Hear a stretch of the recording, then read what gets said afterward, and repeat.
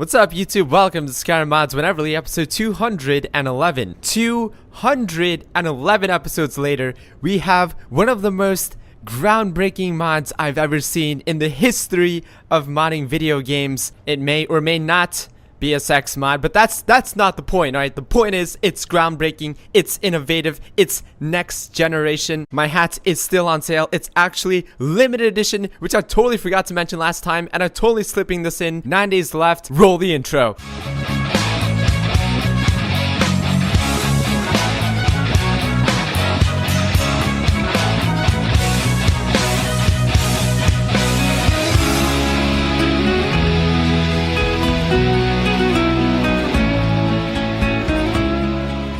So at this point, we've all probably played through the opening scene of Skyrim multiple times. We can practically recite Rayloff's lines in our sleep. It's so boring and dreadful, we might as well just go to sleep. But what if I told you that there's a mod out right now that could make you actually want to play the opening scene all over again? This is the opening scene overhaul. Apparently there was lots of unused dialogue, alternate voice actors, and all that jazz that Bethesda was hiding from us for a more detailed and less dumbed down intro. For starters, Loki is a completely different voice actor. He's actually not a bitch for once. Divines, please help me. Taking it to Ulfric, taking it to Rayloff, blaming the Stormcloaks. You traitor!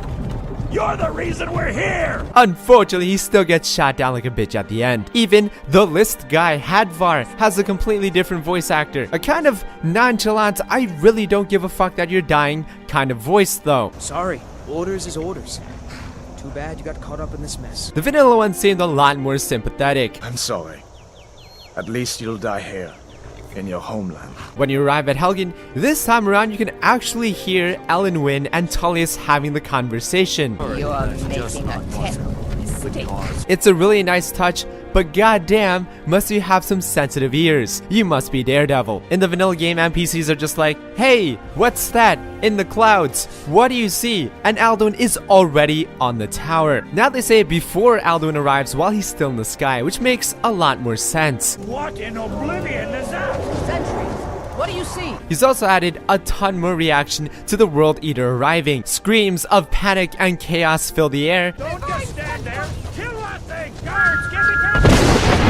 which adds more of a sense of urgency and fear, rather than it just going kind of quiet in the vanilla game. This time around, you'll also be greeted by a more touching scene between father and son. Instead of father being roasted and son running away, they'll exchange a few last words while everybody tells the kid to get the fuck out of there. Get off the road, boy! In the vanilla game, Ulfric says, we need to get going now. Now, I don't know if you guys have ever noticed or paid attention, but Ulfric never gets going. Now, with this mod on, he will actually follow you and you can escape together. He actually has dialogue for when he escapes with you and Rayloff. It's unbelievable. He's not just following you quietly, he says a lot. Between us and the dragon, not many Imperials will be getting out of Helgen alive. Which makes me wonder why they excluded this. Maybe because Ulfric following you in the beginning would make it too easy. But then again, this is kind of a tutorial area, which makes it even more awkward when my Ulfric dies. Like, what the fuck? At some point, the cave collapses and you and Rayloff are separated from Ulfric, and the rest is history. I was actually very pleasantly surprised by this mod. The beginning tells us more about the current conflict. The extra lines here and there really set the mood. The addition of escaping with Ulfric, all of the same result and the same timing, yet still a vastly better beginning. This is an incredible mod.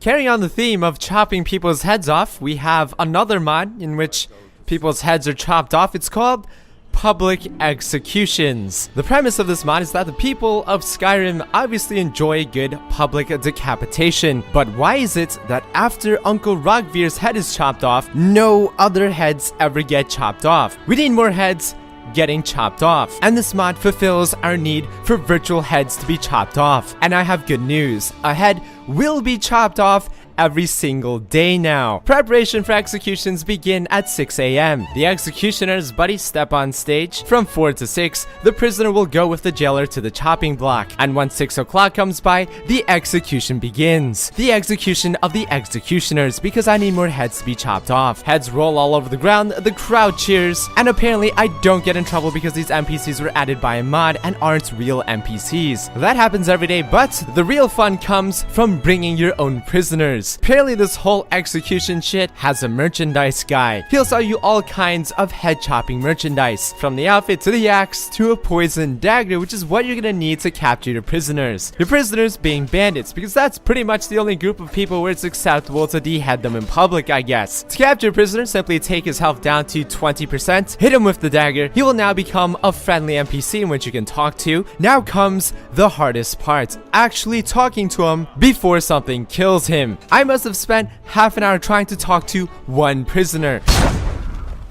Like, seriously? Fucking seriously, Giant? Where did you even come from? A heart failure? Are you fucking kidding me? Yes. Okay, I'm done. I'm fucking done. Anyways, finally got this poor bastard. Brought him back with me, collected my 400 gold, watched him get his head chopped off. It was a good day. It was a really good day. Do you enjoy tentacles?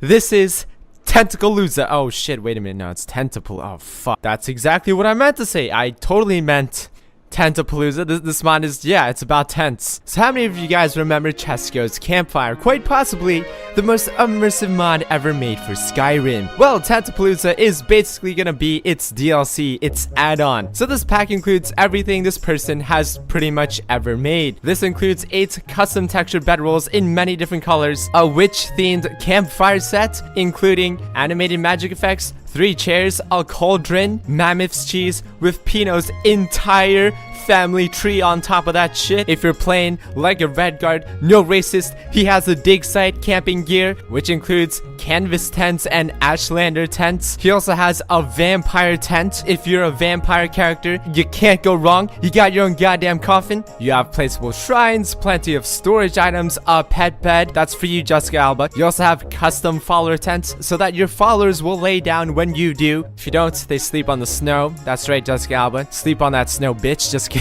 And probably the coolest tent is the Conjured tent, which actually isn't really a tent. It's actually a giant blue bubble. Comes with your own blossom tree, drink, and snow elf floor. And because these things are integrated with Campfire, you can interact with them, lay down, turn on the light, talk to your follower while you're laid down, toggle the view so that it actually makes your tent see-through like you're playing the fucking Sims or something. They're all craftable and obtainable through the Campfire system, whether it be with the tanning rack or using the survival ability. And a feature that I think is new with Campfire, you can even burn this shit down and get arrested for camping out at Ellis Heath's room. But who cares? I'm the Thane. You know how you keep getting steel armors in this game and they look exactly the same as everybody else's steel armor? It's like some factory out there in China's not China.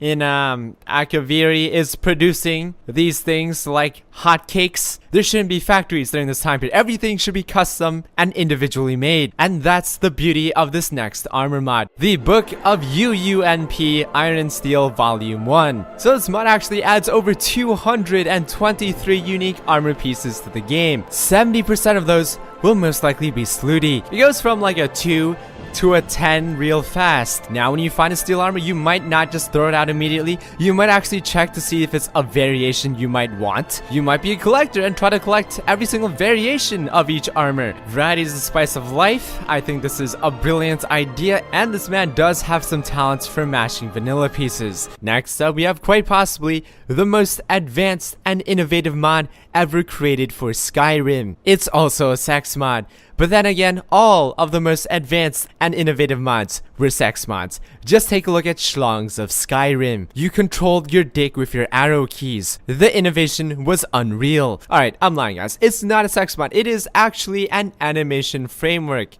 that's mostly gonna be used for sex. There's a lot of shit to look at through this interface. Half of it you probably won't even know what it is, but they probably have to deal with hot virtual sex. First of all, if you're a big fan of using poses in this game, he has an interface for pretty much every single pose mod ever created, so you can easily slide through every single pose. I had no idea there were even this many pose mods in existence. There's an equipment interface showing what you have equipped in all 62 slots. I had no idea we had that many slots to equip items on. This basically allows you to take off any single garments you have on when engaging in possible certain activities, in which this mod is definitely not the aim for. You can quickly undress and redress with a click of a button here. He even has an info section called body scales. This takes Skyrim's scaling system and applies it to real life. Apparently Alex Strauss is 6 feet tall and weighs 159 pounds. You can also inspect other people and pull up something called a profile. Profiles are fictional biographies made by the user to, I guess, add their own lore and custom backstory and fully flesh out otherwise one-dimensional NPCs. You can change the language, you can change the key bindings, you can change the colors, and just all kinds of other great information and toggleable settings. But that's just the side dish. The main course is actually the modules. Currently, there's only about 2 modules. One of them involves fornication and the other is just a demo. To begin a scene, simply select a male NPC and select a female NPC. Once you're in the scene, you can start modifying certain attributes of the scene. Like lighting, there's bright and dim lighting for your face and butt, because I guess that's the only 2 things we're actually paying attention to in the scene. You can even undress and dress in real time, as well as alternate actors. Now, Osa also boasts a persona system, basically attempting to make scenes come alive by adding personality to your character. This includes the voice type, the facial expression, and other sounds and stuff. This is not a sex mod, alright? In reaction to whatever action is performed in the scene. This will make every scene feel more alive and realistic instead of just 2 expressionless figures doing whatever it is in the scene, which doesn't have to be sex. And here's the meat and potatoes of this mod. You're basically in complete control of each scene. Using the numpad, you decide the course of action between the 2 actors in a sort of tree of events. Let's say you do one thing, you're then presented with several other options to do after that to create your own unique scene, which could be anything and not just sex. I will use sex as an example, which this mod totally doesn't have to be used for. You could go one way, or you could go the other. You can go from kissing to hugging, you could go from hugging to skull fucking. Like, it's completely up to you. The scene is all under your control. So right now, yes, there's only a sex module called O-Sex, but he does plan on creating some type of combat module, and hopefully the community will come together and create other great modules that don't have to deal with fornication. This is actually just one of the most impressive things I've ever seen in modding. This is just like when modding goes too far. It's become too realistic for me to handle. I'm just gonna quit like tomorrow. That is it for this week, guys. Hope you enjoyed all the mods featured in this episode, and I'll see you guys in the next one. Peace. Looking for some cheap games? Check out g2a.com. Use my code MXR for 3% off. There's a link down below.